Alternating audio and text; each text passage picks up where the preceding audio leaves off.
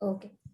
So, hello all, a very good evening. And myself, Ekta Dubey, on behalf of the Brinalytics team and our partners, InnovationNext and GInI, we welcome you all and thank you for being part of our webinar, Digital Tools for Developing Innovation Capacity. So before we start the webinar, I would just like to highlight few guidelines to everyone and make you people aware of, requesting all our attendees to be on mute when the speakers are taking the session. There would be a Q&A after each session where the attendees can ask respective questions to our speakers. You need to raise your hands, unmute yourself on your video, introduce yourself, and put your questions to the concerned speaker. Yes. So to start with, I would like to introduce the title partner. InnovationNext is the world's leading organization in edtech solutions for developing large-scale innovation and startup capacity. We have GInI, that is Global Innovation, is the world's leading professional certification, accreditation, and membership association in the field of innovation. So we're happy to have both of them, and they're going to share some interesting insights on the digital capacity for the innovation, digital tools for developing innovation capacity today. And now I would like to invite Mr. Jay Bhardwaj to introduce our speakers today and to start the sessions. Over to you, Mr. Jay, and thank you for being with us today. Thank you, Ekta. A very, very good evening to all of the participants. And before going ahead with the session, I'd like to introduce our keynote speaker, who has been Mr. Anthony Mills. A brief introduction about Anthony Mills, who is the Executive Director of the Global Innovation Institute, that is called GInI, the world's foremost certification, accreditation, and membership organization in the field of business innovation. Anthony is on a mission to help organizations all over the world become more purposeful, human, and innovative. This is not simply the innovation theater of yesterday, as Anthony calls it. For this reason, Anthony works with fully committed business leaders who are completely serious about becoming the undisputed leaders in the industries and markets, and who truly wish to put a dent in the universe. And his clients span all across North America, Europe, Middle East, and Asia. Anthony is a globally sought after thought leader on emerging markets, proactive growth strategies, future shaping, corporate innovation, open innovation, business insights, workplace experience, the future of work, entrepreneurship, product design, and design thinking. His work has deeply profound and lasting impact on organizations all over the world. Anthony is also the author, contributor, executive director of the following publications, namely 60 Leaders on Innovation, the Future Fit Manifesto, The Other Side of Growth, Applied Innovation Masterbook, that is of GInI, and Collaborative Engineering and Internet. Anthony is also a founder of the private consulting firm Legacy Innovation Group. Without wasting any more time on that, I'd like to bring on the platform Mr. Anthony Mills. Over to you, Anthony. Thank you so much, Jay. I appreciate it. And thank you, everyone, for having me here today. It's a pleasure to be here with you. What I'd like to do, I know a number of our attendees today are probably new to Global Innovation Institute. So I'd like to first give you an introduction to Global Innovation Institute and orient you a little bit to who it is and what it does and its footprint around the world. And then I'm going to really share with you my vision, particularly for those of you in the academic world, my vision for this partnership. So that's what I really like to share with you today. So to start out with, then, you can see my screen here. So who is Global Innovation Institute? Well, as Jay mentioned, in the field of innovation, Global Innovation Institute is really the world's leading professional certification body for individuals and business accreditation body for organizations, as well as a membership association for both individuals and organizations. And GInI aims to advance individual careers and transform organizational achievements by advancing the profession of innovation leadership. And by that, we mean also helping organizations to make innovation a systematic process in the organization. And we do that through our globally recognized standards and tools and publications and resources and professional development courses and certifications and applied research and networking opportunities. So we have a lot of resources that we offer to the world. And what we're talking about here today with this partnership on the Worldwide Innovation Network platform is another one of those resources that we offer to the world as well. GInI awards professional certification to individuals who meet strict professional experience and educational requirements, who pass a challenging certification exam, who commit to ethical practices, and to those who maintain their certification through continuing innovation education. All of the certifications and accreditations that are available through GInI reflect the world's most current methods, trends, and strategies in innovation leadership. GInI truly sets the standard for innovation excellence around the globe, as you'll see in some of the materials that I show you. Our mission at GInI is to transform people, organizations in the world to Innovation 2.0 and beyond. And what Innovation 2.0 means, it's where innovation becomes a coherent, ongoing, systematized, and professionally managed activity inside the business enterprise. So that's really our goal. That's what we're working toward, is to help organizations achieve that in a very mature way. Our vision is really to make the world a better performing place because of us, to help organizations truly launch innovations that have an impact and hopefully make the world a better place in the process. In terms of the GInI brand, this is what we believe. We believe really for too long, the world has gone without a clear, strong, unifying voice for what makes effective innovators and innovation managers and innovation strategists and innovation executives. So we've come along to change that. Our brand was designed to stand out and clearly represent who we are and how we think and act differently about innovation. It's our unique identity as the go-to source for advancing the formal profession of innovation and innovation leadership. And that's important because, it's really, if you look at the innovation space, it's very crowded. There's a lot of voices out there. So in this crowded marketplace of voices, our recognized certifications and accreditations and our other resources, they demonstrate our commitment to this cause, to really giving the world the best possible standards against which to develop their innovation prowess. As we continue our global expansion around the world, we're committed to constantly providing the tools and the resources that organizations need to stay on the leading edge of innovation capability. And that's what GInI is really about. Welcome to the new world of innovation. Welcome to GInI. Now, to give you a sense for the Institute's global scope, we've certified professionals all over the world, thousands of certified professionals. I think it's probably closer to 40 different countries now, and many people who have signed on as members of the Institute and are, major advocates of the Institute. So as you can see, we have a footprint throughout, North America, some in South America and Africa, in Europe, extensively in the Middle East and India and all over Asia, Southeast Asia, Australia. We have people certified all over the world, even up in Russia and so forth. In addition, the Institute works through a network of authorized providers around the world. And so we have providers spanning much of the globe now who do a lot of the training programs for our professional certifications, and they do the business assessments for our accreditation program. And as you see, we have providers here again in the US and Canada, several in Africa, many in Europe, many in Southeast Asia, and a lot of them in the Middle East as well. And we're in the process of bringing Australia on right now, and we're working towards South America as well. So in much of the world, we have a network of providers who have signed on with us. And many of these providers are very active in really delivering a lot of the training programs and helping organizations get their people certified. So we do have this very large global footprint around the world.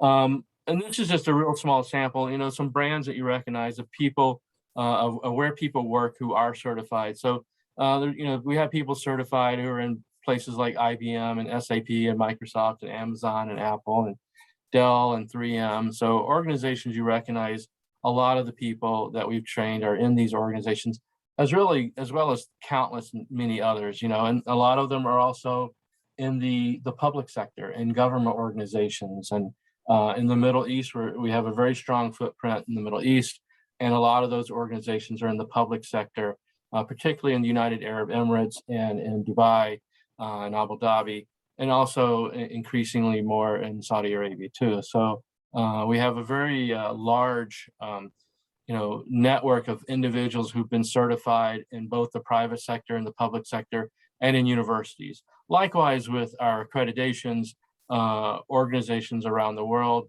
have different accreditations as either certified innovative organizations and labs and so forth. And in just a second here, I'm going to explain our different certifications and accreditations for you so you understand those.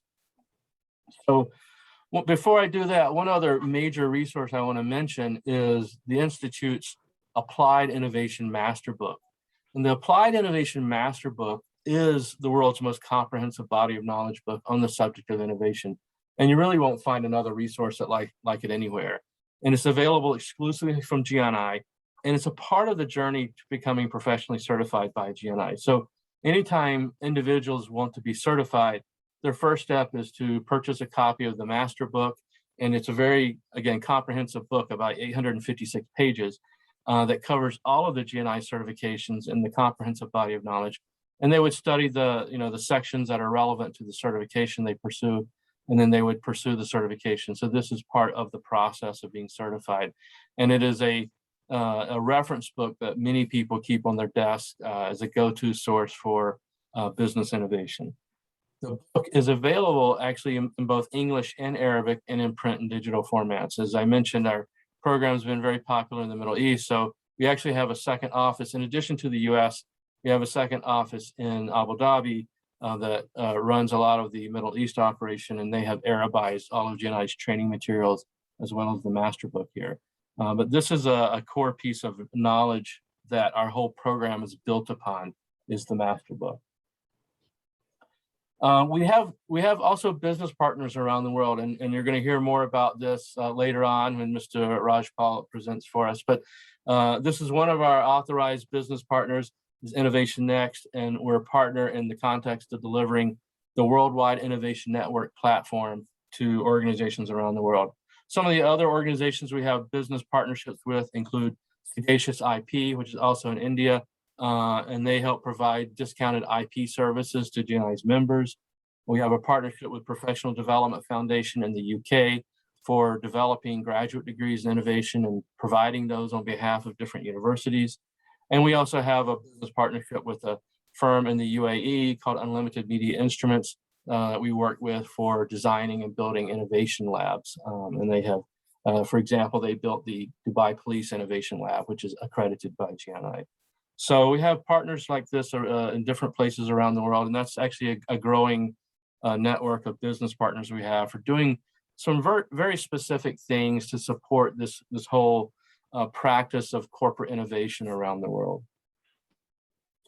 So I'm going to explain to you our professional certification program, and there's 6 specific certifications.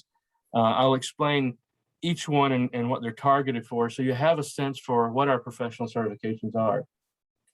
The first one is called the Certified Innovation Associate, and I mentioned this one in particular because I know there's a number of you on this event who are from the academic world representing different universities.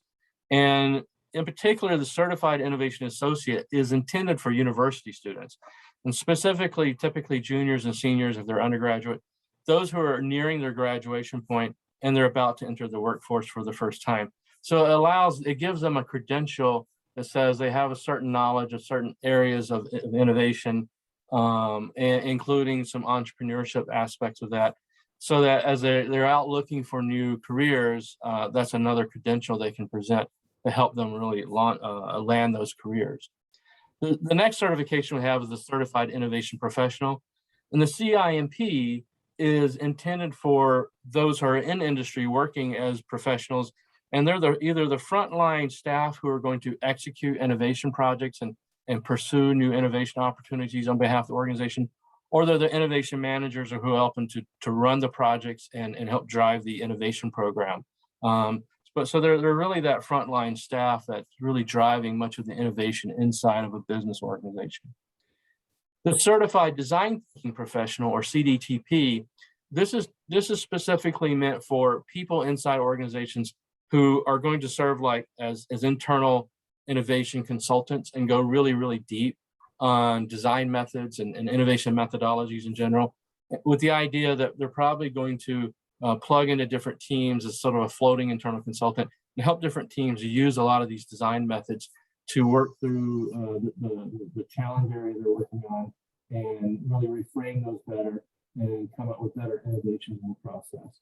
So this is for those innovation specialists inside of organizations in typical cases. The next certification is the Certified Innovation Strategist, or CINS. And the CINS is targeted at like senior managers and directors, those who would probably lead innovation groups or lead departments or maybe lead business units. And they have to understand, and that is the two things in particular, understand innovation in a broader context, not just product innovation, service innovation, what we deliver, but really thinking about business model innovation and customer experience innovation and broader contexts like that, as well as thinking about innovation strategy. How do we think about where we want to innovate, how we want to innovate, where we want to have impact, and then how do we consider all the new opportunities before us and select the ones that best align to that strategy and have the biggest impact on the organization.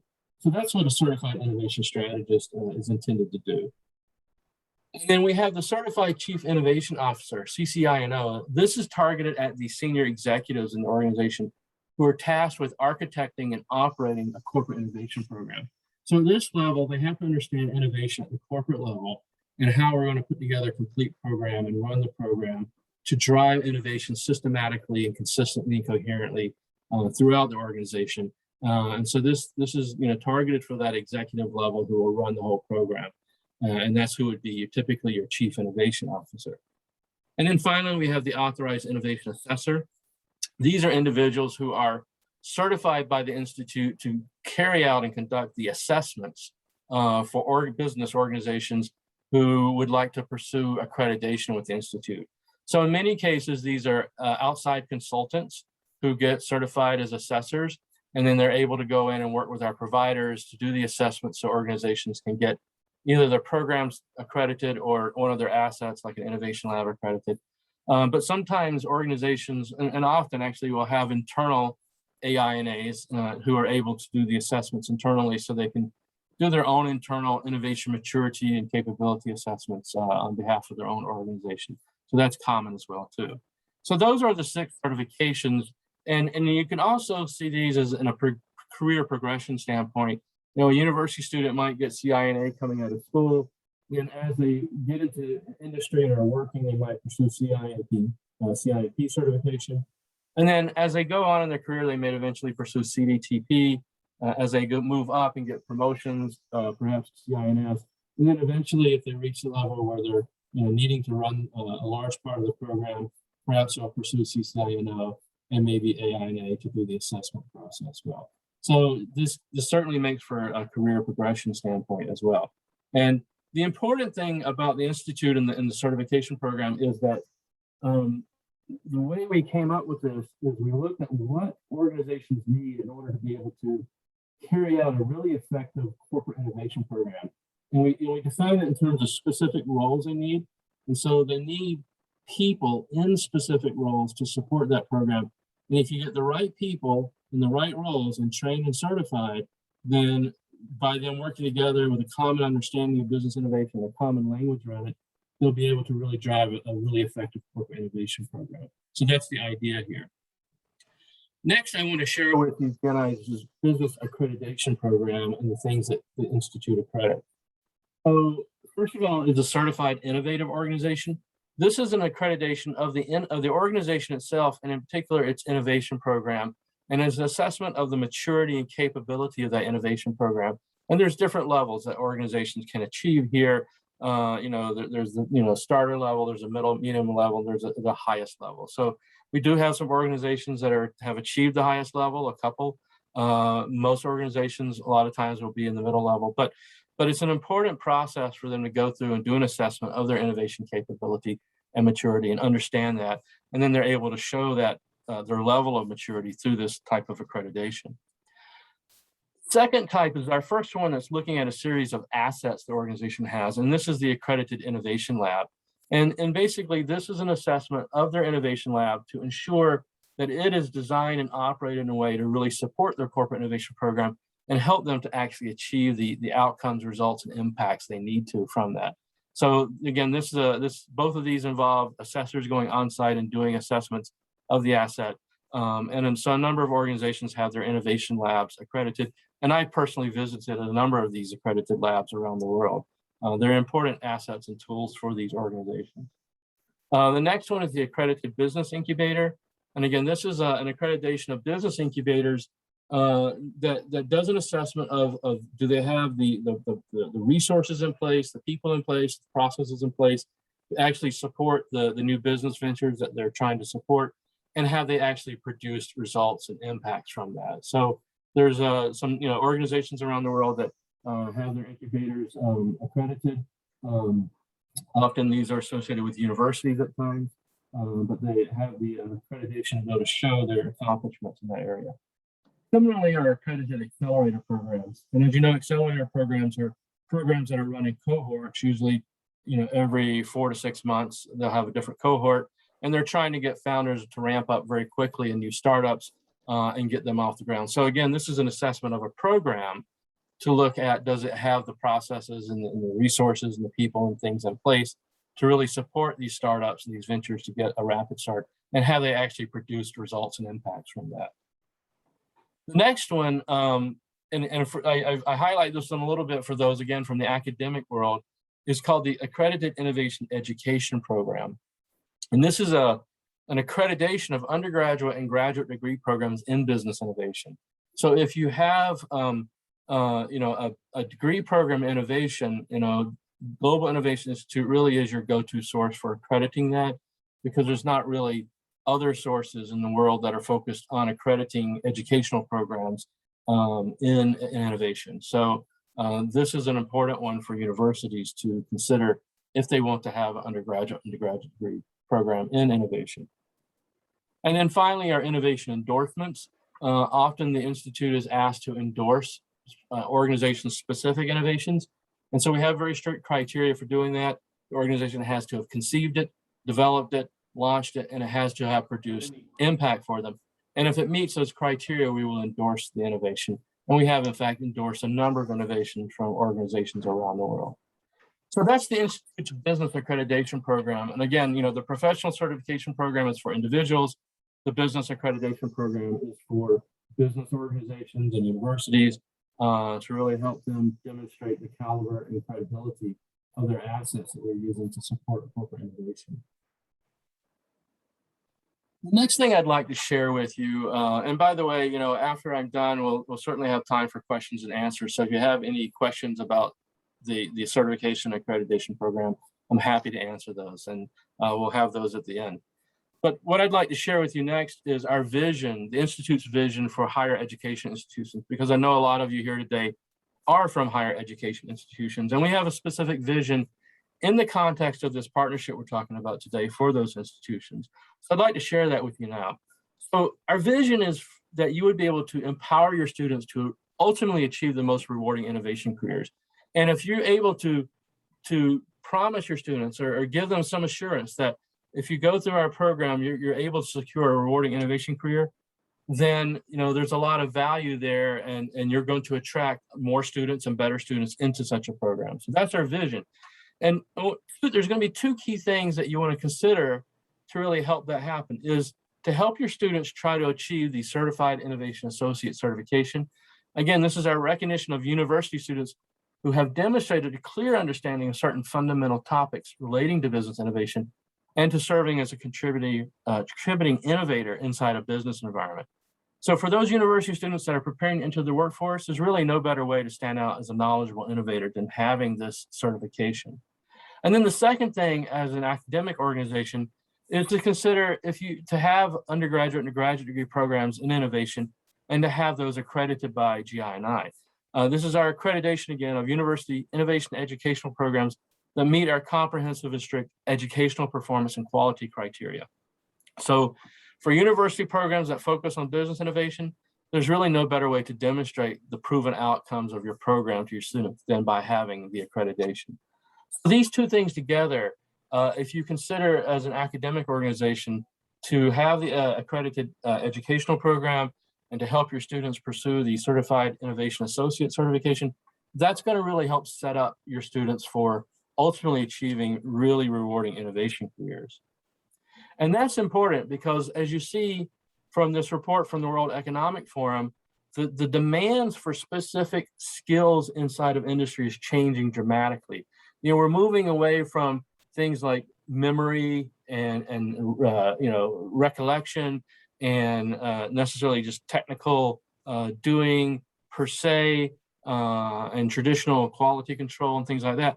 And we're moving much more, toward right brain practices, if you will. Things like analytical thinking and innovation and creativity and originality and initiative and complex problem solving and reasoning and so forth. So, we're trying to move your students in that direction, and a lot of what innovation is about in general is exactly those things. And so by helping your students to pursue Certified Innovation Associate certification, you're going to really give them a means by which they can demonstrate that they have moved toward those specific type of skills. So that's why this is so important for your students.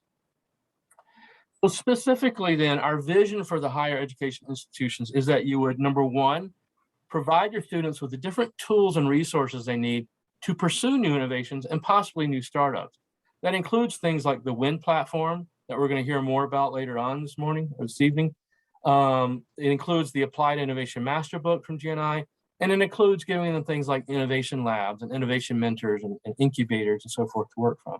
So trying to give them these resources and tools is an important foundation. The second thing, again, is to enable your students to prepare for and achieve the GInI Certified Innovation Associate certification so that they are prepared, and this was going to ideally measurably improve their chances of being able to achieve the new careers innovation that they desperately want.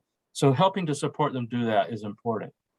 And then finally, provide them with world-class undergraduate and graduate degree programs in innovation, something that can be assured by having those programs formally accredited by GInI as an accredited innovation education program.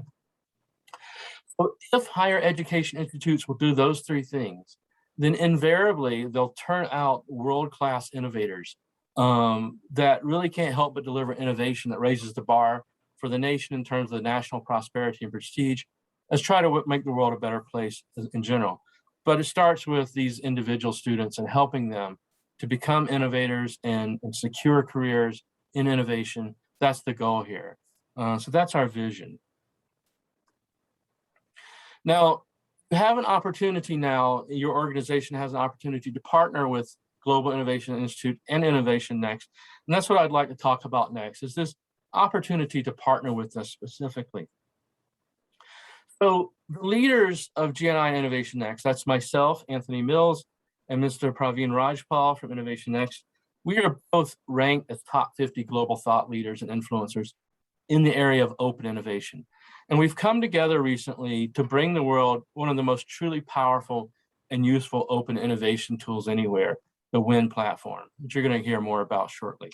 And that's kind of where we are. We're working on this together. And the WIN platform, I'm not going to go into details because you'll hear the details later, but it is a powerful platform with a number of resources that are useful to you that Pravin will explain later. But a couple of my favorites I really want to touch on are the actual, knowledge base here of different resources that you can access. There's global policies and reports, there's MNC innovation labs, there's incubators, there's accelerators, there's MNC challenges. It's just a wealth of tremendous knowledge and resources for really promoting open innovation and ecosystem innovation, if you will, in your organization. And then there's different creativity tools, in particular the 3D idea generator that Pravin will explain is a very powerful tool for helping to spur creativity through a form of what's called morphological analysis, looking at different combinations of factors. So it's a very powerful platform. And we're very proud to partner with InnovatioNext to present this. Now, Global Innovation Institute, we have a number of different packages, bundle packages to provide this for you. We have some specific packages that are for the private and public sector. So for corporate entities, and these revolve around, having corporate membership in GInI, having a number of people in your organization become council members, getting a certain number of included CIMP and CDTP and CCINO and other certifications, CINS included, and then the rest of them will be at discount. You get discounts on the Applied Innovation Master Book. So there's a lot of value for corporate membership there. And then this is bundled with the InnovationNext offering of the WIN platform and all of its different tools and support from InnovationNext. So we have specific bundle packages for the corporate clients. And then likewise for the university clients, we have specific bundle packages.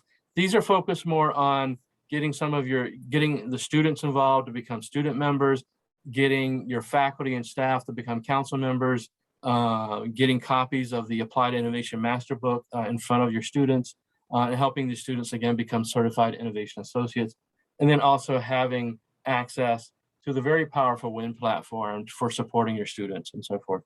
So we have, all of these platforms have scales to them depending on how many students or how many employees are involved. And there's also options for independent student groups at different universities as well. And then finally, we also have options for individuals. So for working professionals or for students, there's options that individuals can pursue as well. They can get, a professional membership in GInI and access to the WIN platform. So we have a number of opportunities, whether you're a corporate or a university or a student group or individuals. We have a number of package options there for you to look at. And we'd be happy to entertain meetings and discussions and conversations with any of you to talk about those packages and the value of corporate membership or supporting your students and your faculty and staff through memberships in your organization. So feel free to reach out to us about that. And there are a number of organizations around the world that are corporate members of GInI. And again, these organizations benefit a lot from the value they get from having, their members become members of GInI, from having a lot of their staff become certified. So there's a lot of value there, and there's a number of organizations that have pursued that. So remember, our vision again is to give your people, whether students or employees, to give them the tools and the resources they need to really pursue innovation in an impactful way. And that includes a lot of experimentation and trying things out, right? Give them the resources and the culture and the environment and the space to do that. And then help them pursue the certification that's appropriate to them and help get your organization, its programs and assets accredited appropriately to likewise support them. That's our vision for all organizations. And that's really going to raise the bar on their ability to promote innovation in their organization and their ability to support their people in being innovative and pursuing new innovation. It's very important. So if you're interested in learning more directly from Global Innovation Institute about the offerings here for memberships and for the bundled WIN platform, we have a web page for that. It's gini.org/membership/Worldwide Innovation Network. Or you can email us directly at winplatform@gini.org. And we'll be happy to answer your questions and have meetings with you to discuss the value here and how we can support your organization in really pursuing a sound innovation program and activities inside of its four walls. So with that said, that's really what I wanted to share today.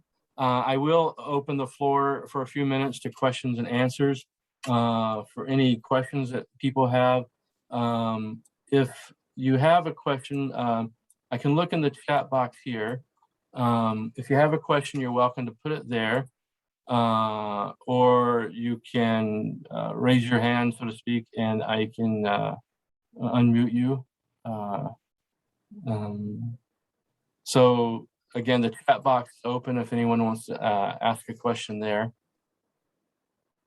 And if not, then, I'm happy to pass it on to Mr. Rajpal at InnovationNext.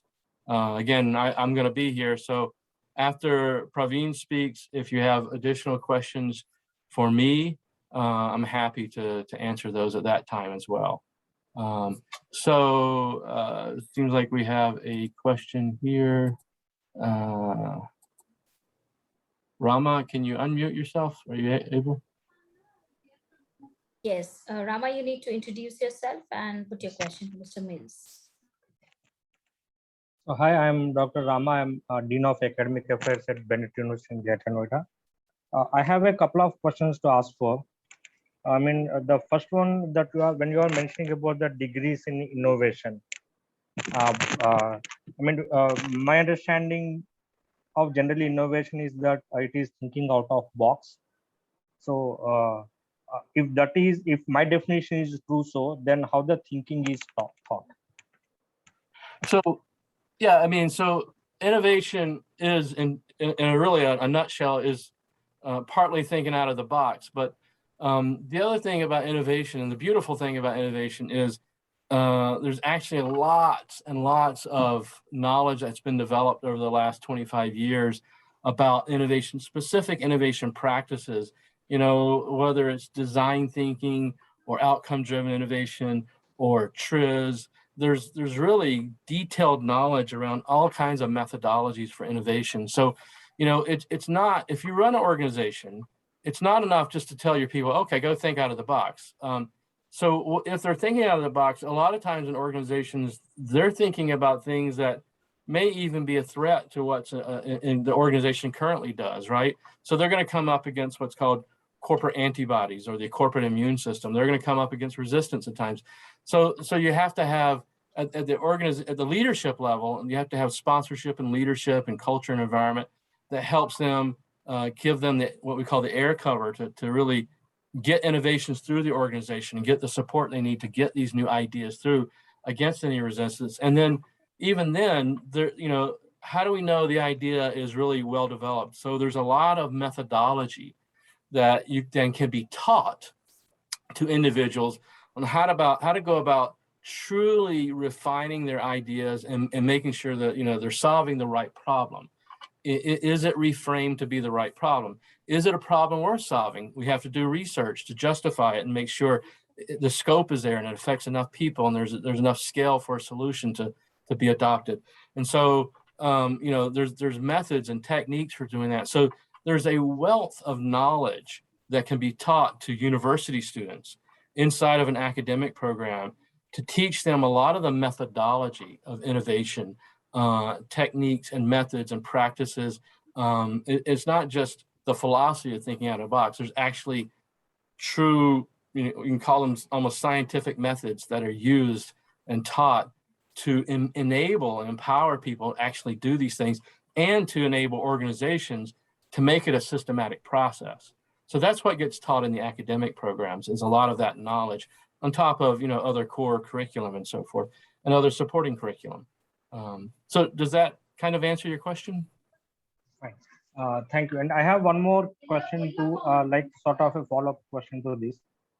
When we look into how many, or rather it is, I mean, this question can be seen in two ways. Either how many organizations are, how the organizations are ready to tag a freshman as an innovator. I mean, the question is going the question is going to be more apt for me because at some point in time I have to represent my student community. Yeah, right. Well, and in industry, if you look up at, quite a few jobs are mundane jobs. Yes, this is true. So this is the origin for asking this question.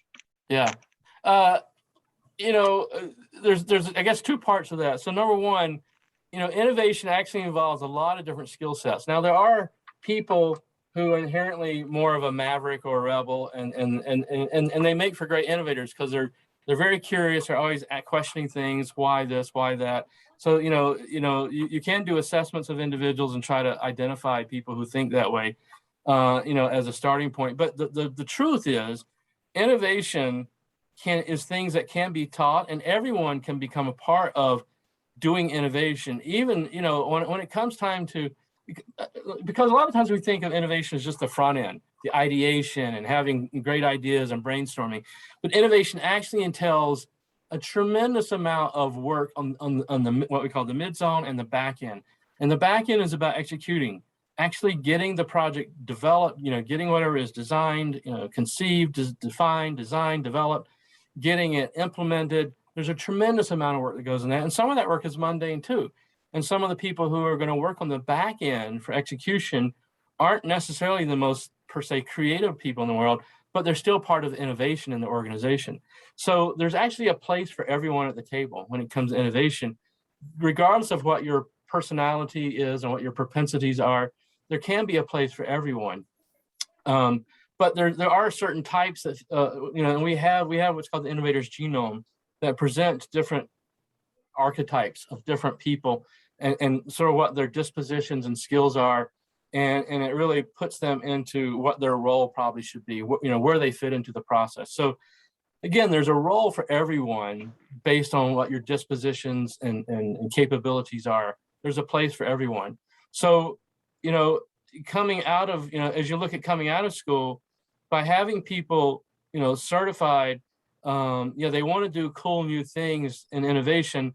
And it's true, a lot of the work can be mundane.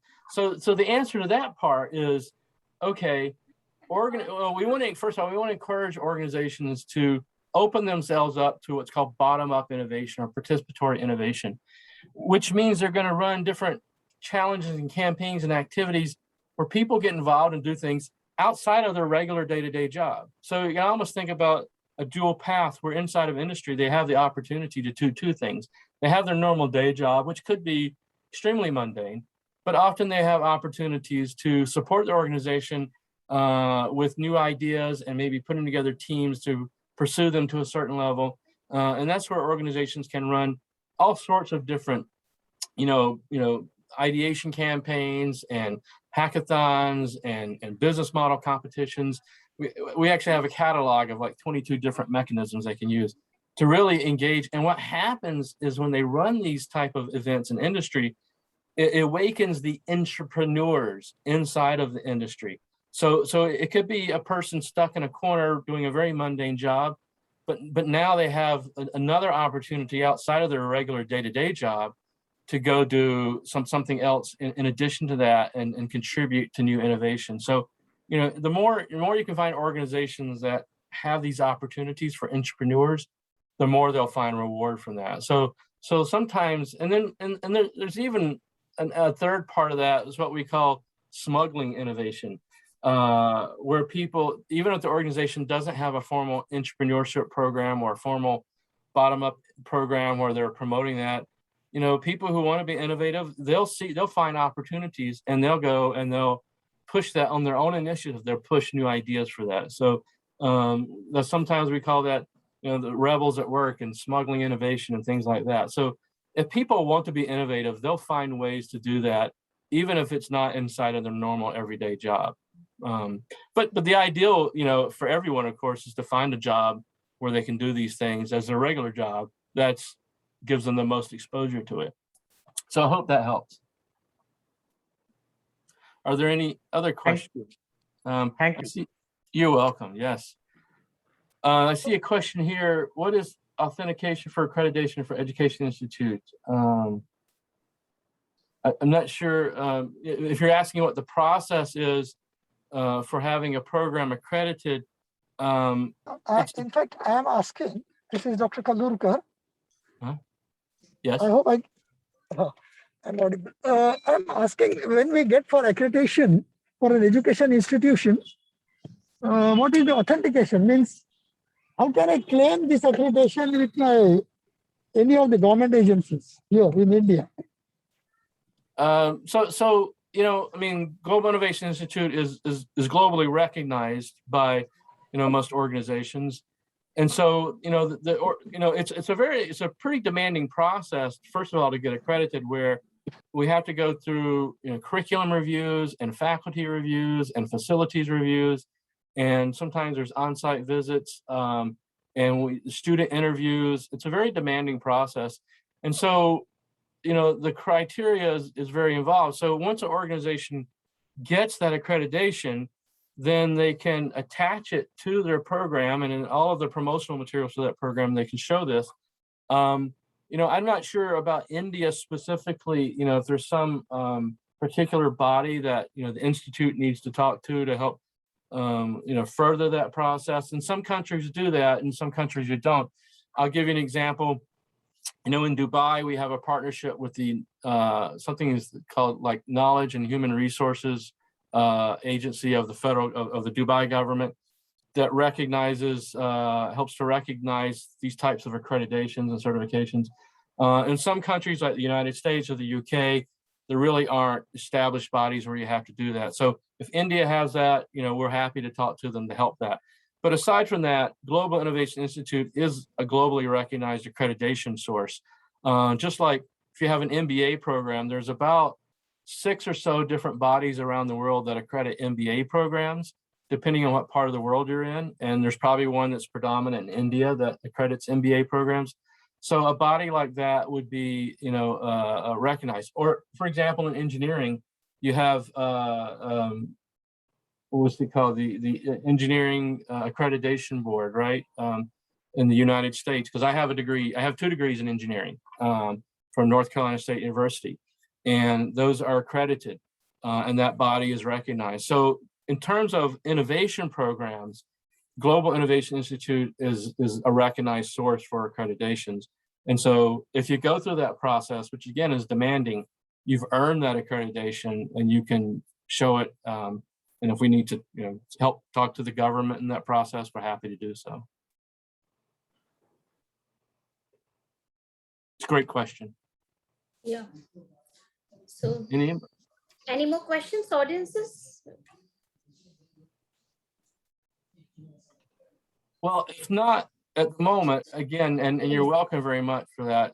I'm going to stop sharing my screen and I'm going to hand over the floor to Mr. Rajpal to take over from there. So bear with me a second while I go through that process.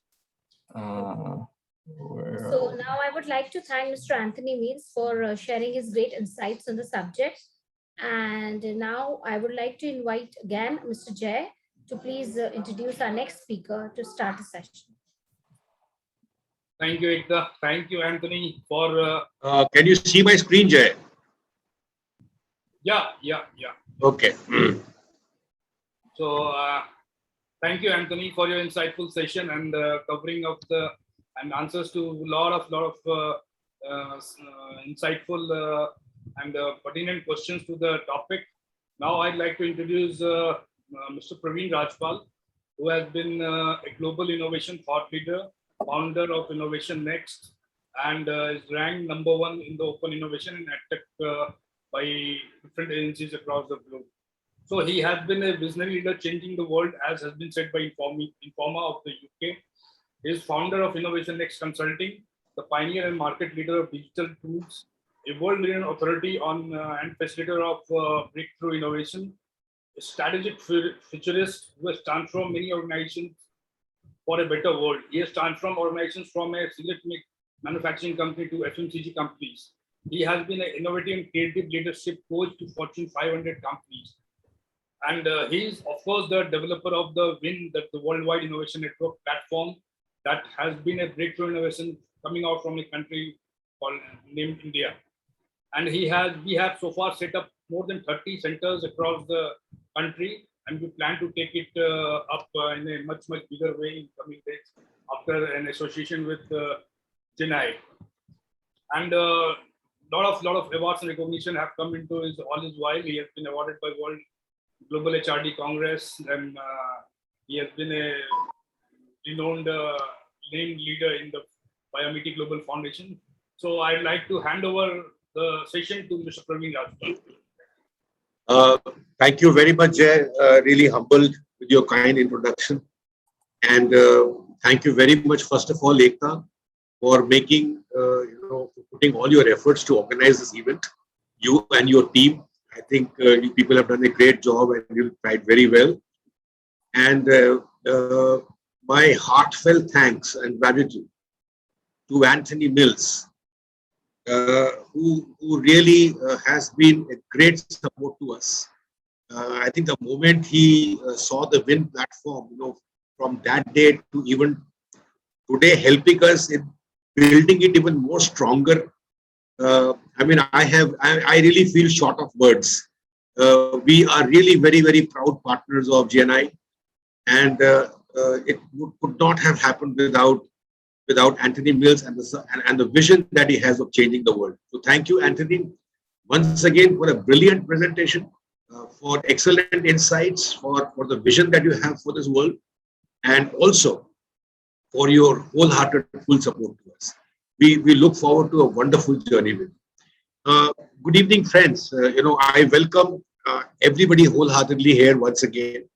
And I can also see some very known people here. I can see Dr. Kalurkar. Dr. Kalurkar, who asked the last question to Anthony Mills, was one of our first customers when we had set up the Innovation Center in India, about 3 to 4 years ago. And he's done a fantastic job, let me tell you. And their innovation lab is really turning out. Every day they are creating new innovations and new startups and so on. Thank you, Dr. Kalurkar, for being here today. And also, Mr. Pranveer, I can see he's also. Pleasure too, sir. Yes, and I can also see Mr. Pranveer over here. Other people, thank you so much. There are some people I know here. So all of them, I can see Maureen Tong from South Africa. Thank you, Maureen, for joining us. And everybody, today.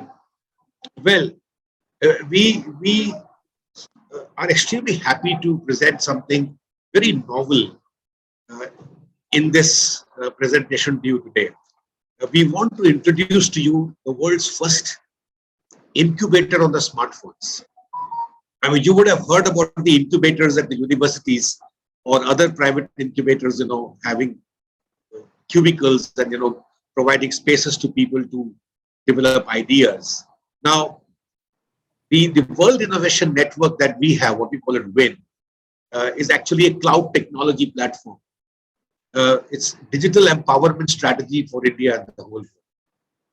The whole world actually, because of the pandemic, has been, I would say, pushed at least 5 to 7 years into the future. I used to physically go and set up these centers. We no longer do that. I mean, we do that, because we cannot travel. So we do that centrally from Gurgaon, our office here. And the whole idea of preparing this Worldwide Innovation Network,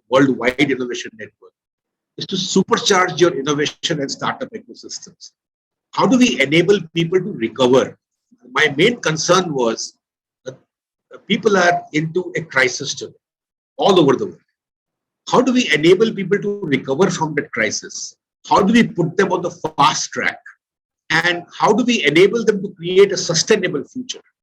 Because I think these are three very, very important questions bothering every entity, every company, every government, every individual, every startup. How do we enable you to do that?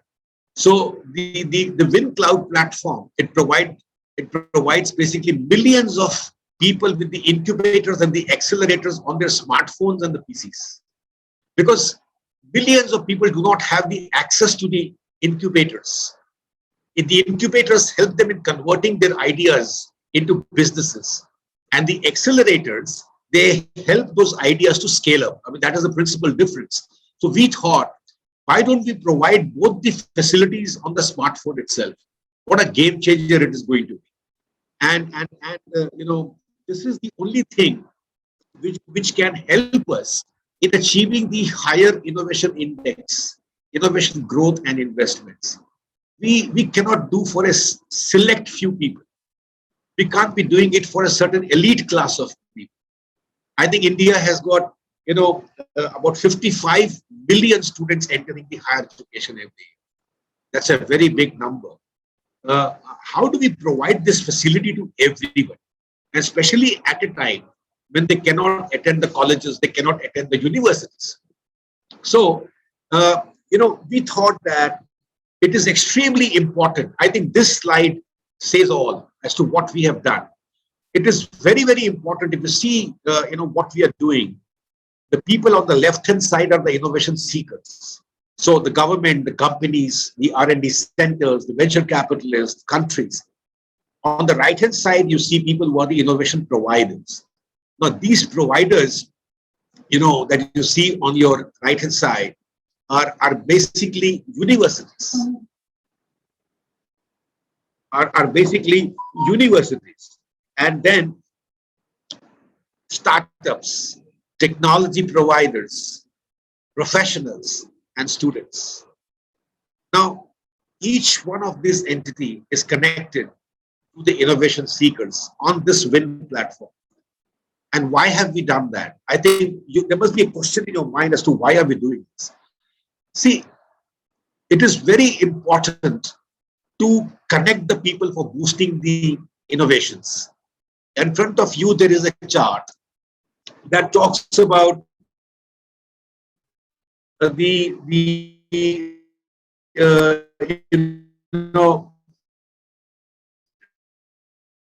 patents per million by WIPO.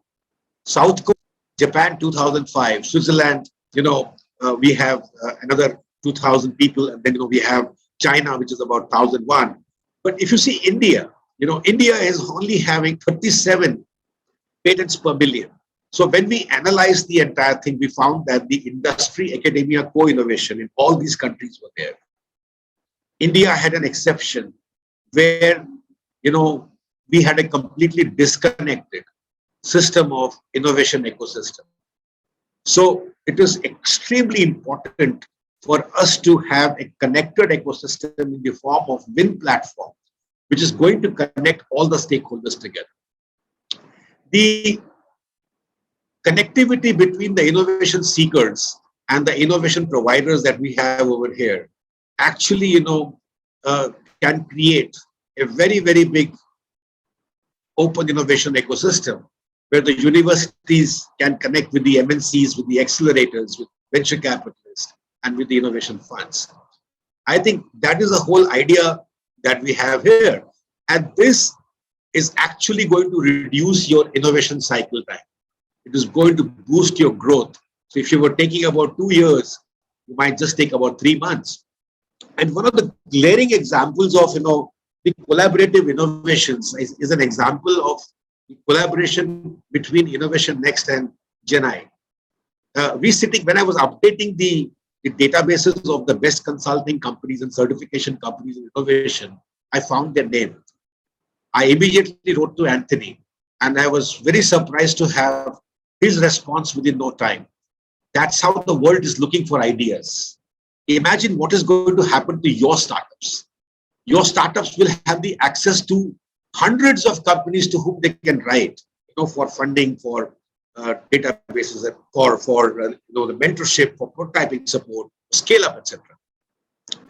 So if you see the whole evolution journey over here of the phones that we see here, we have seen the phones getting transformed into an e-commerce, into the maps, into banks, into doctors.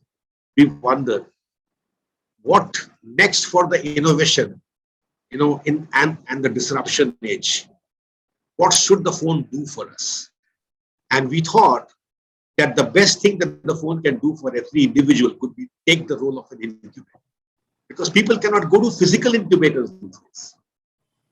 And the next role we thought could be the role of an accelerator.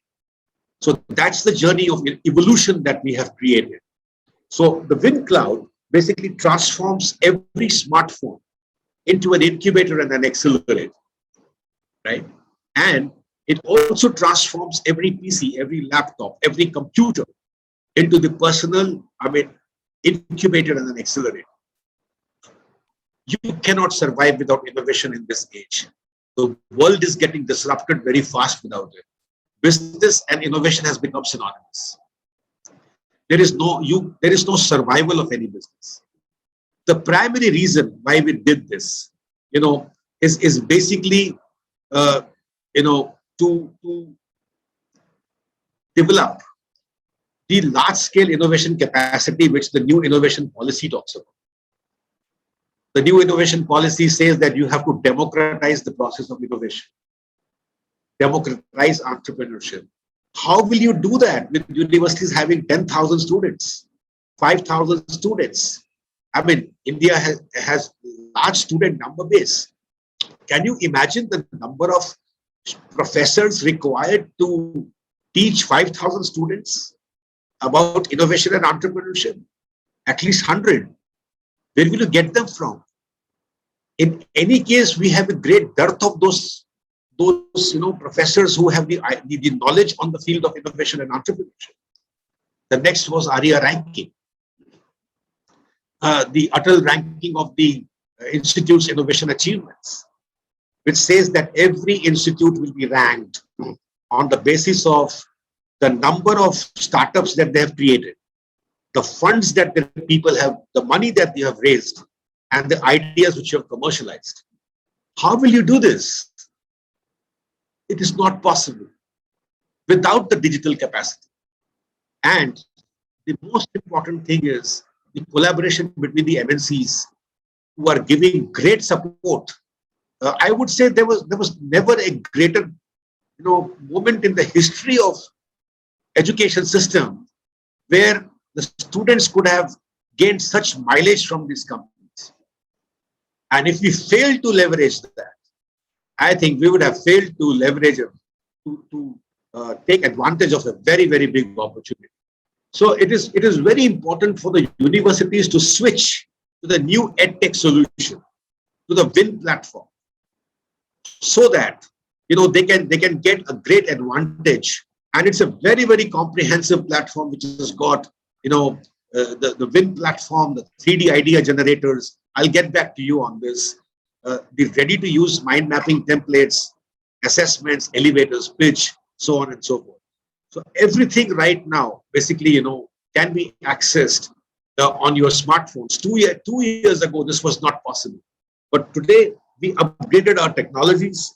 We use the best platforms. We changed our tools to be compatible with Android and Apple and everything. We got our mind maps onto the smartphones. We upgraded the technologies to make sure that it happens for everybody. Is the world on the go? It's very important to know that the world that we live in does not compete on innovation alone. I think the world today competes on the speed of innovation. The battle out there in the marketplace is not whether you're innovating or not, but are you innovating at the great speed? That's how Samsung defeated Nokia by going to Silicon Valley and partnering with Google. I think that is the glaring example of open innovation, where you have to collaborate with people if you have to do something. So the students can make their pitch presentation straight away from the screen.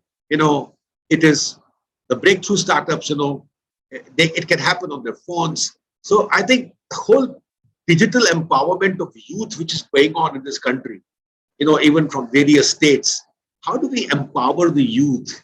Everybody talks about, out of the box ideas, innovations, the need for the innovations. The government talks about the policies. Everybody talks about the needs, but how do you execute those policies? How do we make sure that, we derive the maximum results from the efforts, that we have put in?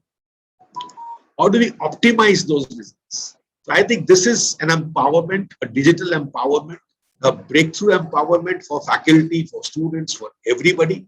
And of course, we take a great pride in the fact that, GInI would be, taking the WIN platform to 40 countries in the world.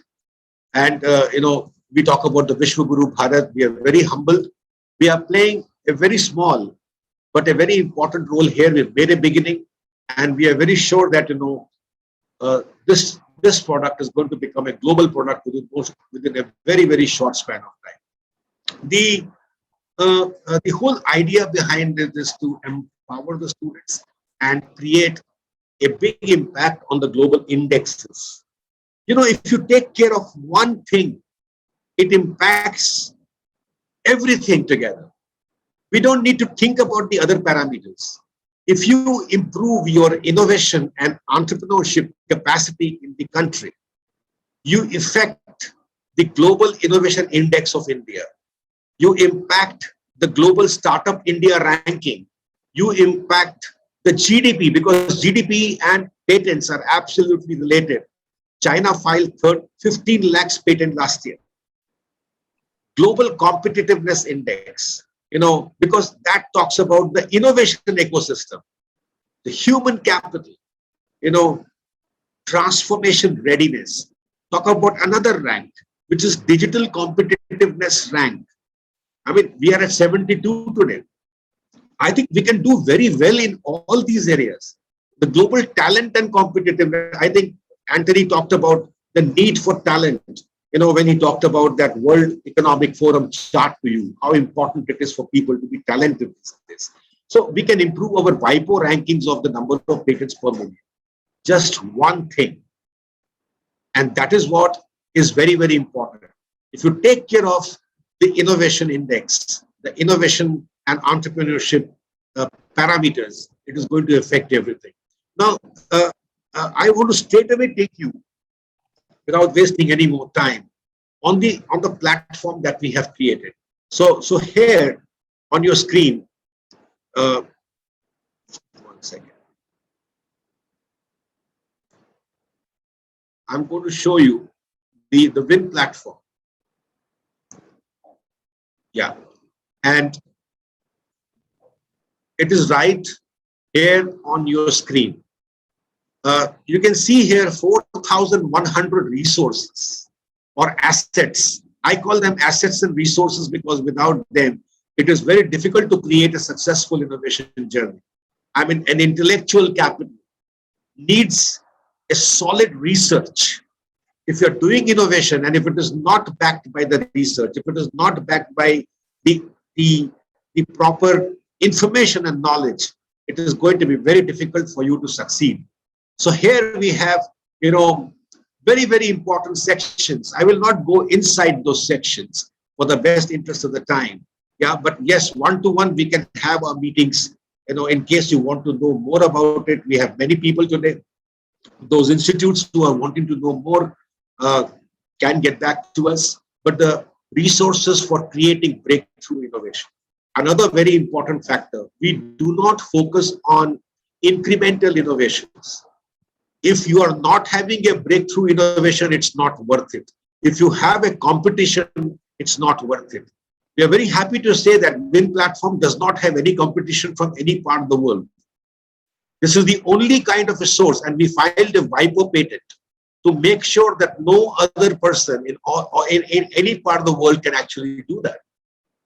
So you have, how do you create a breakthrough innovation? How do you get your foresights? How do you analyze the trends? How do you see what's happening around the world when it comes to, the futuristic trends for innovation, for customer trends? How can you assess yourself? So on and so forth. So the power-packed resource which is there, how do you develop creative ideas? How do you assess the power of your ideas? You can actually test the score of your ideas, and then develop breakthrough designs. Simply go inside the channel, click it 1 second, and write whatever you want. Supposing you say it is IoT, you just write IoT, and your students and faculty have an inspiration of the latest IoT design by this company called Red Hot, which gives the awards for the best designs in the world. That's the source of your information. And if you want some more ideas from here, simply click on them. I mean, you click on them and you get some more ideas. This is the gas tank IoT integration system. How can you improve upon it? I think innovation is never an end. Many of the students can iterate around this. They can find out what could be the Indian solutions, what could be the Indian problems which can be solved with this. It's an application of the product. For example, Alexa. Alexa is not an end by itself. But can Alexa help us in solving the problem of concierge in the hotels? So why should I have somebody telling me which is a good place to go out and see? I can ask Alexa. I think that's the kind of creative application of a technology. That kind of mindset is required by the students in India. And I really don't know how to develop this kind of a product or a prototype or a POC. So thanks to the power of the digital technologies, if I really want to know, I live in Gurgaon in India, which is the best place near me which can create this design that I have in mind. I can click here, I can go here, I can go to Lopez Design and say that their office is in Sushant Lok, Gurgaon, Haryana 122001, and I simply click here, go inside there, and I am ready for the proof of my concept. That's one of the biggest problems that the students have these days. They really don't know how to create a minimum viable project. They don't know how to create the proof of concept. So I have my choice. I can talk to them. I have plenty of other companies to explore.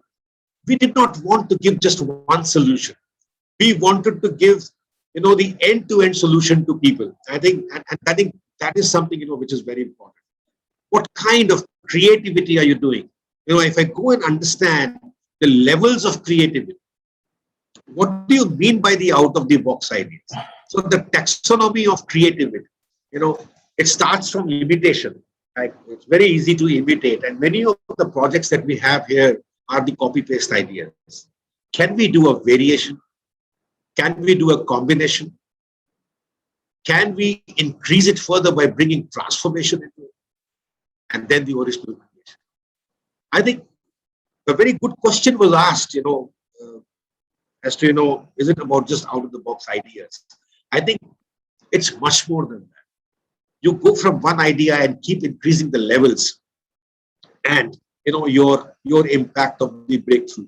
So therefore, I think it is extremely important to understand that these platforms are going to provide some amazing knowledge to your students who are desperate.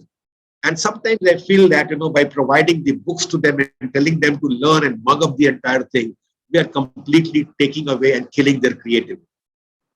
We should not do that. It's a very different world we live in. This is not the world that, we were born. I mean, we have the generation Alpha. They are not used to studying and memorizing. They have ideas. Can we give their ideas the shape? So, from there to business plans, to making successful pitches, to, the resources for getting the funds for the early stages, everything that a business would need to succeed, to the venture capital, the best companies. I mean, that's covered in section 1. Section 2 has more resources for you, the career portals, technology transfer offices, and the links. But look at section 5, technologies and applications. As I said, I think innovation is more about giving an application to a technology.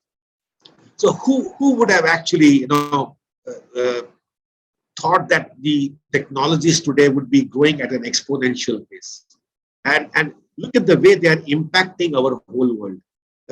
How they are one technology, is basically impacting the cluster of various technologies all over the world.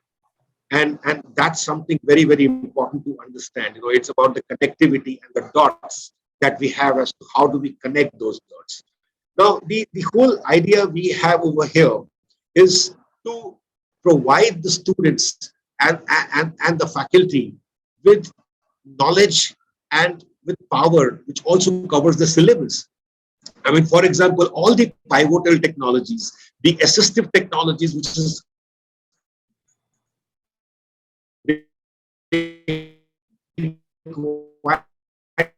to be covered by the syllabus, by the see this drone technology on my screen, and as I see the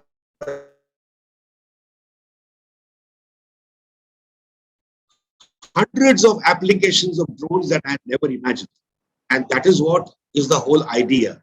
Can we, inspire? Can we stimulate the imagination? Can we trigger those points?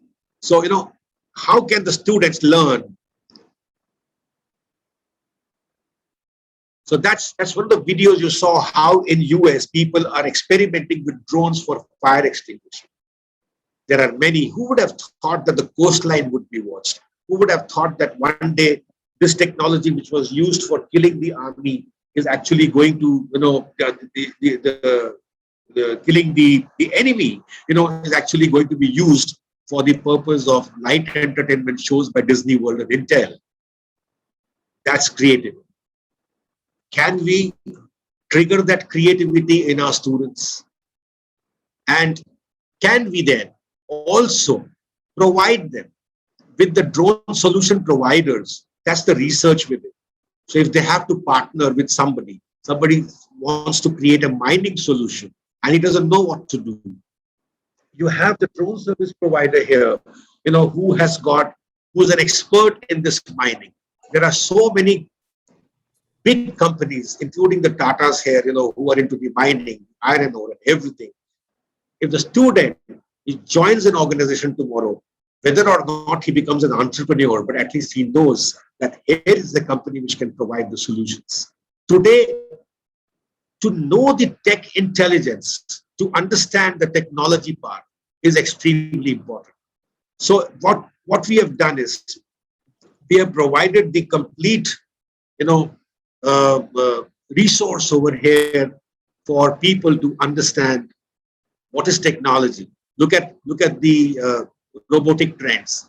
I mean, the way robots are being used today. The age of industrial robots is over. What we see today, robots at home, robots everywhere. But do our students know about it? And who are the best robot solution providers? For example, if I click inside this and go inside this and see, you will find the future is served. So tomorrow, if I have to set up a restaurant, or if I have to suggest to the best hotel industry in India, that how do you create a wow factor? How do you attract the best of the customers to your hotel? By creating a robo restaurant. That's the mindset that we want to bring. Because ignorance in today's world about the technology is going to be the biggest drawback. Whether or not you use them, but at least you should know that this is the world of future. This is how the world is going to function. And these are the solutions, which are there with us. So the part of the technology solution providers is very, very large. It is the heart of the whole world innovation network. I mean, smart agriculture, for example, the agriculture solution providers, wonderful machines, right from the stage of seeding to, nurturing to harvesting. Look at these amazing machineries, which are there in the world, which can drastically improve our yield and inspire the students to, create these machines for the agriculture of India. And these are the solutions.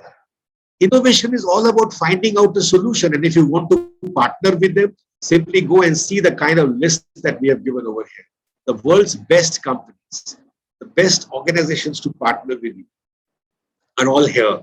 Sensors, in the Internet of Things products, the IoT, you talk about it, the smart logistics, smart shipping. The next section talks about the various challenges. How do we inspire our students to resolve the challenges? Click here and they go inside the platform and they see various challenges of the world. That's how you develop the global mindset. So what are the challenges over here? They can view the challenges. They can see the prize money. They can see what is the last date. $15,000.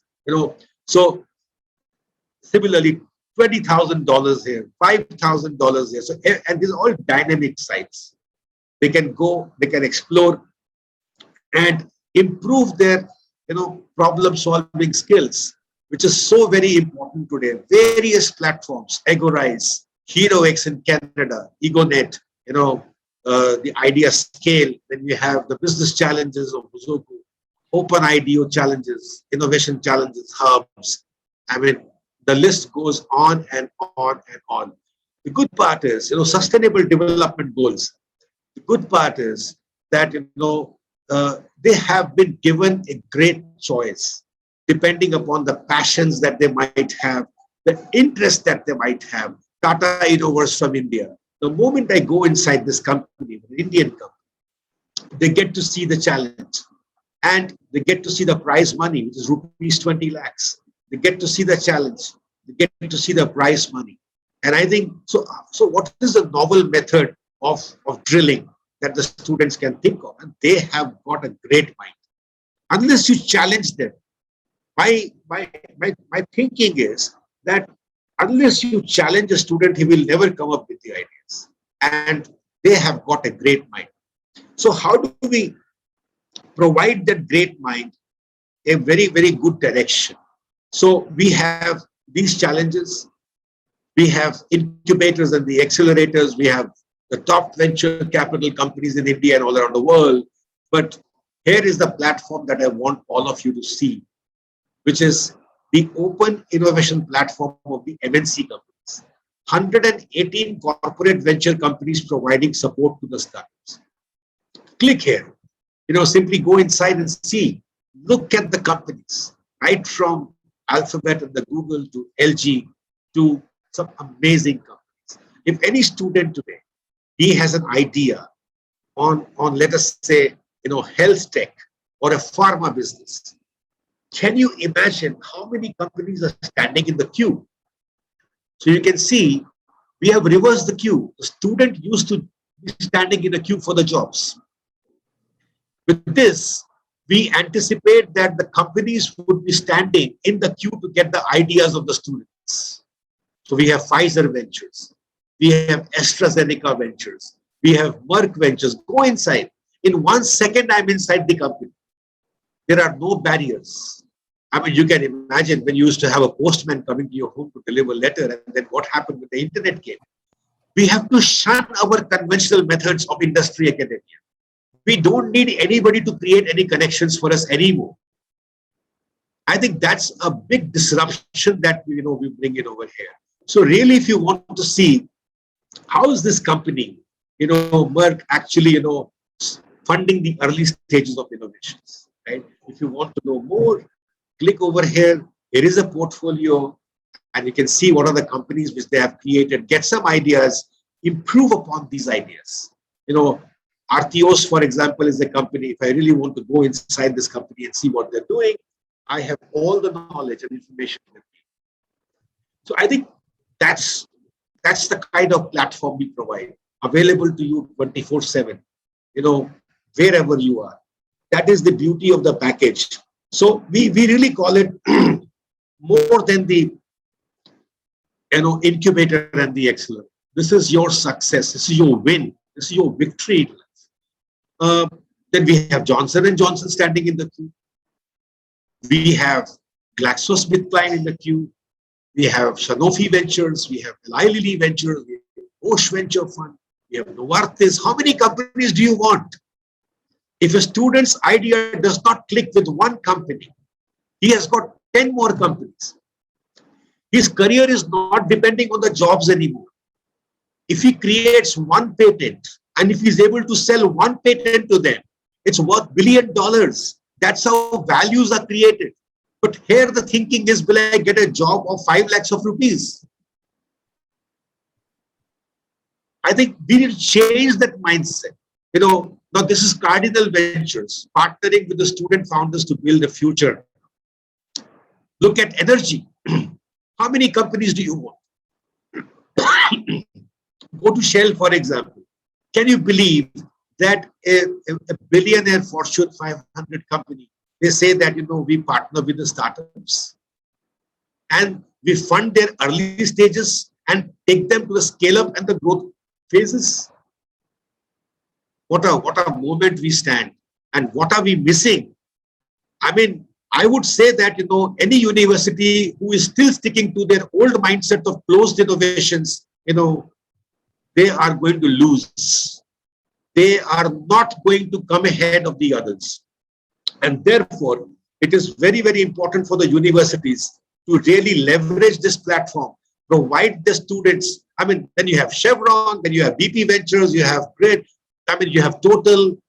Look at the number of companies, which are there. And then, if you really want to go out of this, Anthony provided us day before yesterday with corporate co-innovation centers. Wonderful list. Now, these centers, the only difference that they have made between previous time to this time is what I saw, that they were called corporate innovation centers, but they have changed their names and they call it co-innovation centers, because they have realized without the ideas of the universities and the students, they cannot work. Now, this is divided into 10 sections again: technology, retail, finance, health, beverages, auto. I mean, go over here, technology companies. The name of the center is Cisco Global Co-Innovation Center. I go inside this organization and see that, how They are trying to create a space where they would be working, with the partners like the universities and the students. What a moment. And thank you, Anthony, for this wonderful piece of information, which has added a great value to the product. So that's the kind of, co-working also. GInI and Innovation Next is trying to create this platform even more powerful. We want to add more value to this every day. So it is extremely important for the universities to know that the only thing we are looking at today is how do we bring in more value to your organization, to your universities. And so we have accelerators by the FMCGs, accelerators by the automobile companies. So it's so simple. I want to go and partner with a company, let's say Procter and Gamble. In a conventional method, I would have gone through my industry academia director. I don't need him. Disrupted. Let him focus his attention on some better jobs. And I have here, what is P&G looking for? Straight away go inside. I have the list of the requirement which that company has. I don't need to do any market research. And you will know that most of these startups, they fail because they have no connect with the market. And if I want to further go and find out oral, personal, family care innovations, 16 current needs, what more do you want? Your market research has been done by your customer. So you have, for example, they say we need respiratory technology because of the COVID, because they have done the market research. That's the power of the package. That's the power of the whole idea that we are trying to bring into you. Then we have Unilever Foundry, then we have Pepsi, then we have Kellogg's, then we have Starbucks. The list goes endless, and all of them supporting the students. If that's not enough, many students in India want automobiles, because they are very fascinated by that. The world's largest patent filing company in automobiles, Bosch. What do they say? The moment I go inside, they say it's a win-win partnership between Bosch and startups. And then they say this is what we provide to the startups. What else would you need? My only question to the universities is, what else would you need? Please tell us. And we will be very happy to know and provide you with that. So we used to say that dreaming is not enough, but Honda tells that people only to dream. So the students are back to their world where they can become dreamers and not merely people who can actually deliver the innovations. If they can dream and, talk to the companies, these companies are going to give you funding and prototyping, testing the products. They will give you the mentors. They will give you the collaboration workspace. They have given the areas, what their focus is. They have told you, what people are doing. What are you waiting for? Just get in touch. Click here. And it is accelerator@hondainnovations.com. The mail is ready for you. I don't think it can be much faster than this. We live in a world where it is a survival of the fastest. Whosoever, gives his ideas at a faster pace has got more chances of winning in this world. So all these companies, I will not take you further, but that is the kind of work which is there. We also have Indian companies over here. So somebody wants to partner with the Aditya Birla Group, simply go inside. Hundreds of companies are there. They have got 10 companies in their units. 5 days are still left for this challenge. What are they providing? Challenges, themes, hackathons, partners, collaborations, piloting, investments, grants. Look at the dashboard. 36 have already collaborated. So I think it's a great opportunity for all of you, and that you need to definitely seize it and see that this becomes one of the best platforms for you to develop the large scale innovation capacity. I come to the other tool, which is called the 3D ideation. Now, this tool, is the innovation rubrics. The students, they, they want to play. One of the mindsets that they have is innovation should be fun. It should not be boring and monotonous exercise. It should not be something, which is taxing your brain a great deal. So we created this rubrics, which you can see in all the 6 dimensions, the left, the right, the top, the bottom, and we have 12 such cubes for every need. This is for a design innovation. So any newcomer, any student who has no idea of what design thinking is, he's not creative at all. That's the artificial mind we provide. So he can actually, create many new combinations of ideas. How can I make the product, much more simpler than what it was?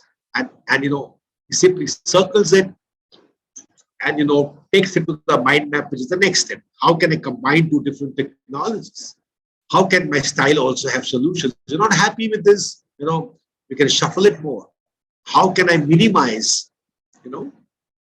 the area taken by this product? It's everything about miniaturizations.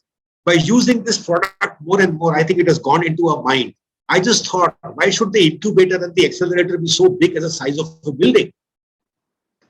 Why can't the incubator be on the mobile phone? Where is the physical structure of a bank today? Where is the bank? It's vanished. The physical structures in future will vanish and the virtual and digital structures, going to replace them. So what can we utilize? Can we utilize the cloud technologies?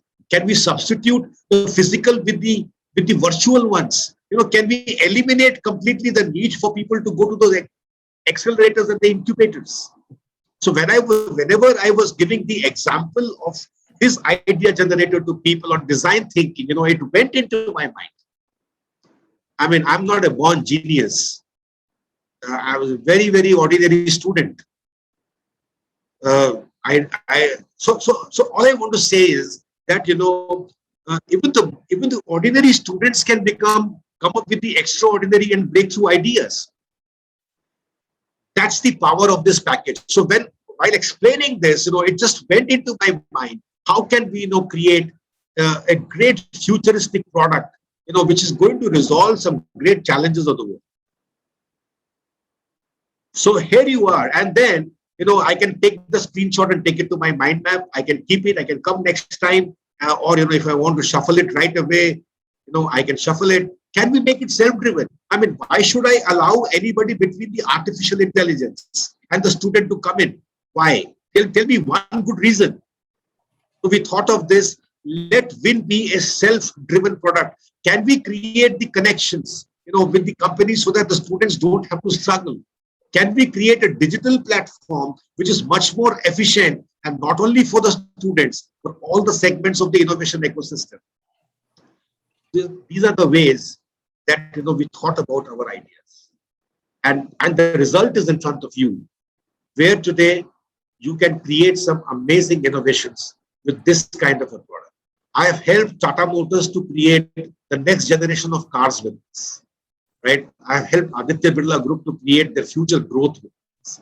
So I'm sure, this is going to be of great help.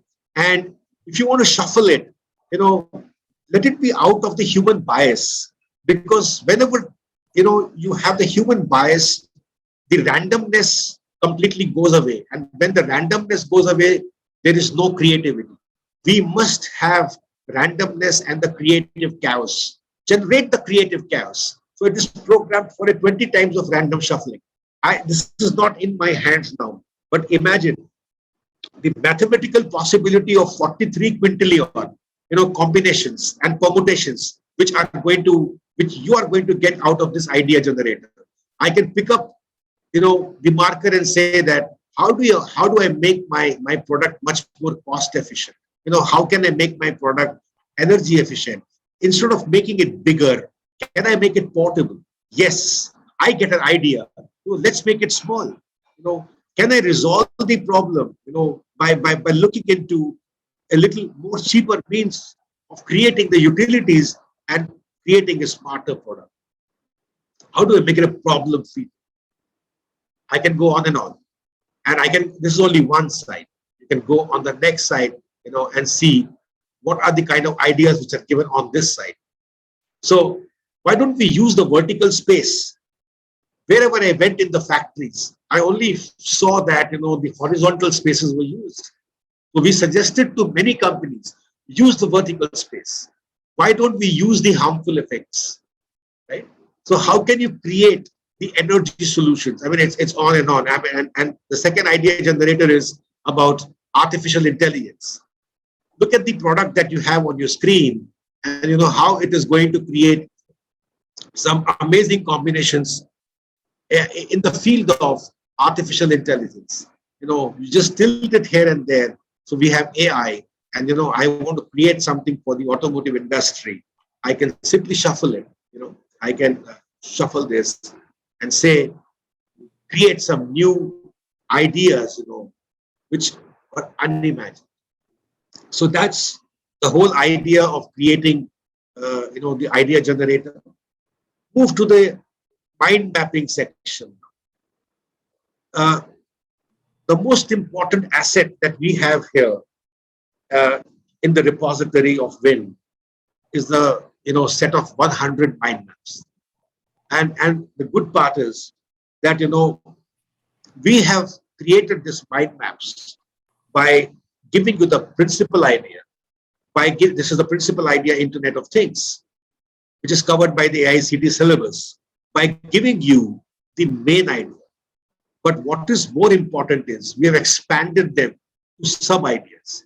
So it is very easy for the students to simply go over here and see as to what they can do and how they can actually create some new solutions out of it. And if you want to further analyze these ideas, you can always go and say that expand these ideas, so on and so forth. So I think it is very important that the students look at these sections. If you want to know about the smart factories, go to the smart factory, smart cities, go to the smart cities. So how are you going to create, a big impact? So when you have these smart automobiles here, I can expand them. I can say that this is the idea I have: smart driving assistance. Immobilize the engine for drunken drivers. Want to make a presentation? No need for PowerPoint. Go and make the presentation from here. So what is the pitch of the student to the professor? He says, I have an idea, and he expands the idea on the bubbles which are given there. We gave up to smart driving assistance. He expanded by saying that you have to immobilize the engine for drunken drivers. We gave the idea up to automated emergency management. He said, the drones for charging the battery of electrical vehicles in emergency conditions. We gave an idea up to driver safety systems. The student expanded it and said that, there should be a risk alarm before overtaking. There should be pothole sensors. There should be pedestrian sensors. That is the beauty. Every mind that you have over here is the powerhouse of innovation.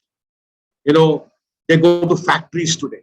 When they go to the factories, they have to go and make the improvements in machines, methods, material. They are after all mechanical engineers. How will they do that? How will they resolve the problems?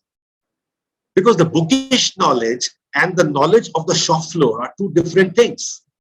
So if he walks on the assembly, let us say, plant of Tata Motors, he will find out that, there are so many things to be seen over there.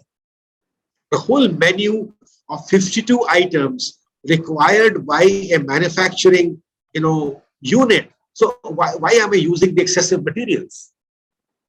Why do we have an excessive movement? Why are we doing the over processing? What is my waiting time? Space layout, for example. He can give ideas that the space layout is not right. There is too much of a movement.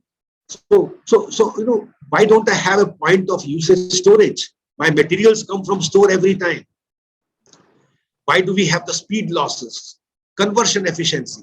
If he has any idea on this, cost efficiency, he need to pick up a topic here, subtopic, add it, and he adds his ideas. And his mind map is completely ready for giving a presentation on the cost efficiency. We know that we are working in a jet age, and we cannot provide systems, which are of the different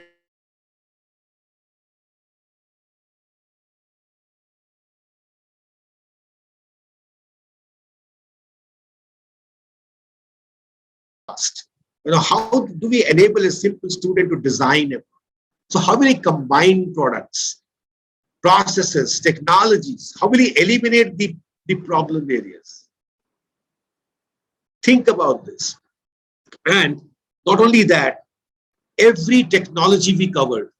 So this is an example of covering a technology. How will the drones be used for the airports? If he has any idea. So he has to simply click here and say the subtopic and say, I want to use the drones for the surveillance in the future, right? Or, I want to use this drone, in case of an emergency, to supply the tea and coffee, from the drones. For the telecom sector, the inspections, the leakage in the pipelines can be detected by the drone. These applications have not been thought of.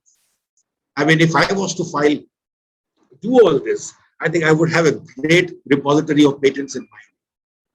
But that's not the intention. The intention is to really provide solutions to the students, provide them, the methodology by which they can actually, create a breakthrough. But what is a breakthrough? A breakthrough, is something which exceeds the industry norms. It reduces the price below the industry norms. It addresses the unmet customer needs. While talking about this breakthrough innovation template to many companies, these ideas went into my mind. They took shape. And every time I was trying to create a solution, they used to tell me, first of all, why don't you do this? You do something, which is a breakthrough. And that was a very difficult challenge for me.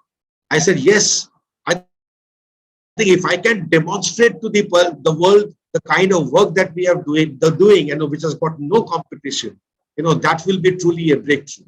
So I think we challenged all the conventions. The conventional wisdom required people to go to the incubator. We shunned that. There was nothing wrong with Microsoft selling shrink-wrapped products in the packages and all till Google came and offered everything online. That's the difference. So how do we create this game changer innovations? There is a complete set of mind map for students to convert the ideas into businesses. That's called the startup development framework. I don't have the time today, but next time, if you really want to know that, how to convert a business idea into an evolutionary idea into a revolutionary business model, or an incremental idea into a monumental business model, feel free to talk to us. Thank you so much for your most valuable time and for the patience that you have shown and giving us an opportunity to showcase the breakthrough that we have created for you, for the benefit of the universities and the governments. If you have any comments, if you have any suggestions, or if you have any questions, I will be very happy to take it. If you can write it, if there is anything that you want to say, I cannot see any questions.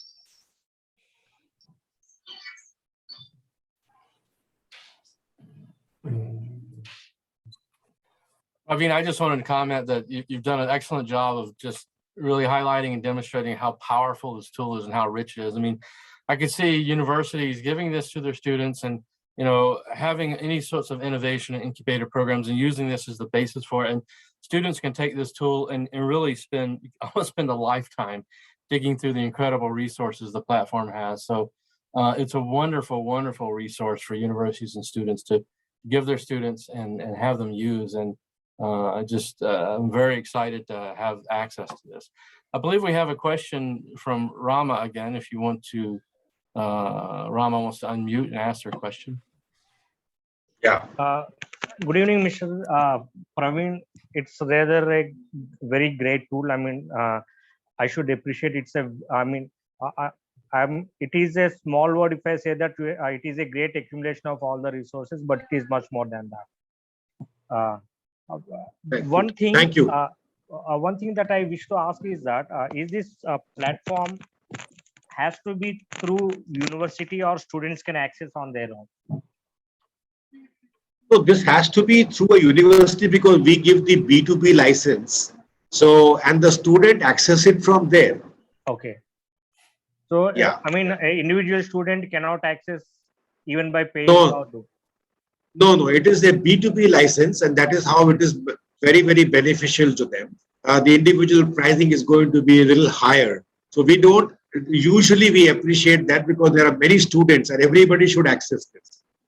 So we can speak as to how we can provide the enterprise licenses to you. Please leave your number, or leave it in the chat box, and we'll definitely get it. Actually, what I would do is that I'll connect. I may not be a right person, but I'll connect through our entrepreneurship cell. They would be more appropriate. Of course, I'll be happy to be part of the discussion, but I would they would rather have a look. Mr. Batra was there. You can talk to him. Mr. Vinod Shastri was there. I don't know whether they're still there or not. But if you're from Bennett, speaking about Vinod Shastri. Okay, so you can give the feedback to Mr. Vinod Shastri. I will be sharing the recording of this video. And you can also share that recording with them. Actually, that would be much great because a video of a video of this sort would be much useful to share and talk. Sure. We will do that. Sure. We will make sure that it reaches you. Yes. Thank you so much for your feedback, and we look forward. Any other questions? Any other comments? Any other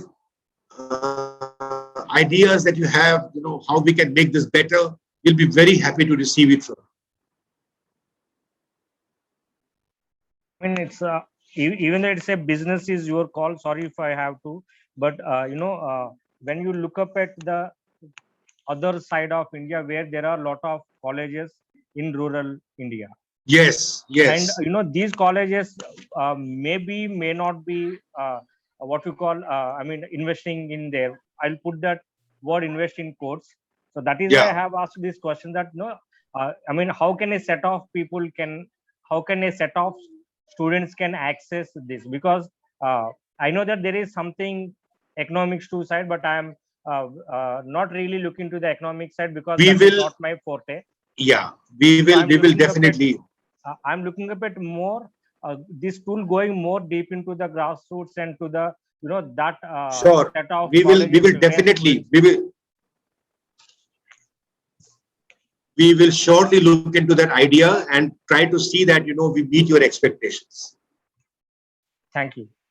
I mean, this is a sort of request from the student community of rural areas.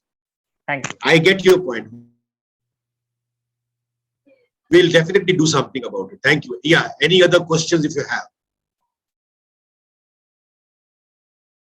Anyone with any other comments, questions, or feedback or suggestions like Rama gave it to us? It's an excellent suggestion he has given. We'll definitely try and see as to how this can be accessed by many people in rural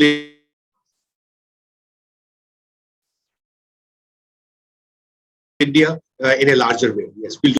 Okay. So if there are no questions, I think I've done very well. So thank you so much for your time. Work, excellent work. Thank you. It is what it is needed, sir. Like whenever we are looking out on when students are coming with idea now. So what is next? Yeah. That is the solution with you, sir. What is next is you after idea. Absolutely. Yeah. Actually, this is the result of my 25 years of work that I have done, and how we can solve their problems. And it's now filtered to this level, and I feel very happy when I listen to all of you. It inspires us more, and it is all because of your inspiration that the product has taken this shape. Every time I used to make the presentation, and people used to really like it, and we went on making the improvement. We never stopped. Even today, we don't stop. I think that is an endeavor because I believe innovation is all about an evolution, and it's a revolutionary journey.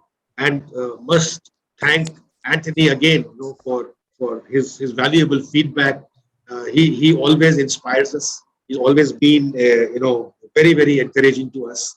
We are very sure that within a very short span of time, we will be able to resolve the big challenges of the academics and even the organizations all over the world. Hello. Yeah, good evening, sir. This is Amit here from. Yes. Hi, Amit. How are you? I didn't know you were there. Great. Yeah. In fact, I do not have any questions.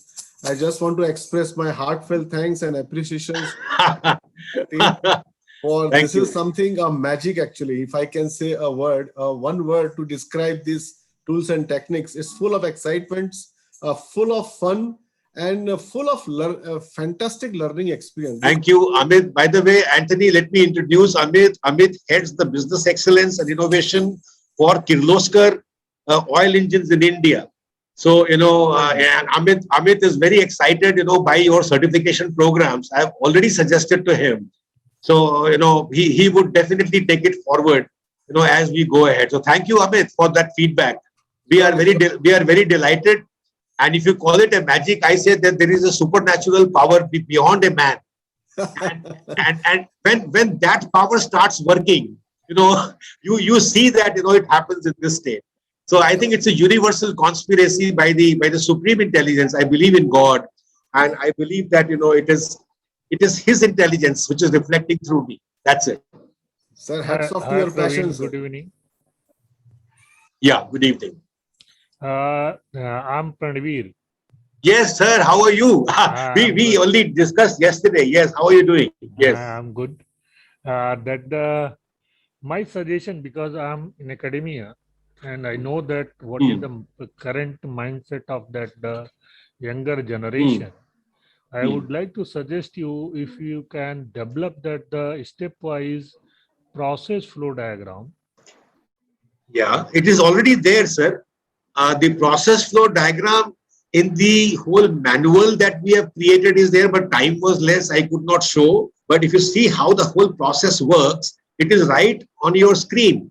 So, this is how people have to look into the whole area. No. My point is that how to retrieve this platform. Yeah, that is there. No, that is what I'm saying. See, if I go and say that, the guidelines, it is all here in front of you. I mean, the guidelines for retrieving, not only retrieving, but also using the platform to its maximum potential. So how will I use section number 1? How will I use section number 6, for example, global challenges? Which mind map I will go to? Everything it says, go to problem statement mind map, go to this mind map, go to startup development framework, go to 3D idea generator. Sir, everything is covered. There is no need for any manual intervention from a professor. No, not manual intervention. That is basically. So the process, the complete guidelines is in front of you for every section. That I could not cross through that. Yeah. Because we had less time. You can go back to the index, and if you want to know how this, venture capital companies have to be used, resources for breakthrough innovations have to be used. Every section is covered threadbare with the screenshots, what you will see, what to enter into, where to go, how it is going to make a difference. So it is all everything. So for example, I talked about foresight. It is there. This guy I was thinking that otherwise the younger mind will be stuck in between. No, sir. No. I think Anthony and me, we spent a lot of time, in creating a detailed process for the entire Win platform, so that there is no confusion in the minds of people. Okay. Yeah, you can download this guidebook from either the InnovationX or the GInI website. Yes. It is there on the GInI website. You can download that. And, it is also available on the InnovationNext website. We believe in the detailed processing of everything. And I believe process is very important. Yeah, that's fine. Thank you. Thanks. Yes. Thank you very much for joining in, sir. Thank you. So on this closing note, I guess we had a wonderful session with a lot of insights coming on from Mr. Anthony Mills and Mr. Pravin Rajpal. Of course, we had lovely questions coming from the audience as well. and it's an interesting insights coming in for developing breakthroughs, for startups and corporate ventures. So on this note, I would like to thank Mr. Anthony Mills and Pravin sir for being here, sharing great insights on the subject and making this session so engaging and interesting. Thank you, Ekta. Yes, thank you, our lovely audience, for being here. Thank you. Putting your questions and suggestions to Mr. Pravin and Mr. Anthony for making it very successful. Thank you, Mr. Jay Bharadwaj, for hosting along with me. I would like to give a vote of thanks to Anthony Mills, special thanks to him, to Ekta Dubey, to all the participants who came in despite the fact that the time was 6 o'clock and they had to go to their homes and families and everything. Thank you everybody. Thank you Jay, Ekta's team, and everybody who participated. It was really a great pleasure. We look forward to a wonderful, session and more programs with you in the future. Dr. Kalurkar, Amit, Pranveer sir, everybody who was there today, who took up their time and came here. Heartfelt thanks. Wish you all the best. It was Thank pleasure. you. Wish you all the best. Pleasure listening to you. Thank you. Thank you very much. It was a pleasure. Thank you. Thank you very much. And I wish you all the best. Thank you, Anthony, once again, and wish you all the best. Yes. Thank you. Thank you, everybody. Stay safe and have a nice weekend.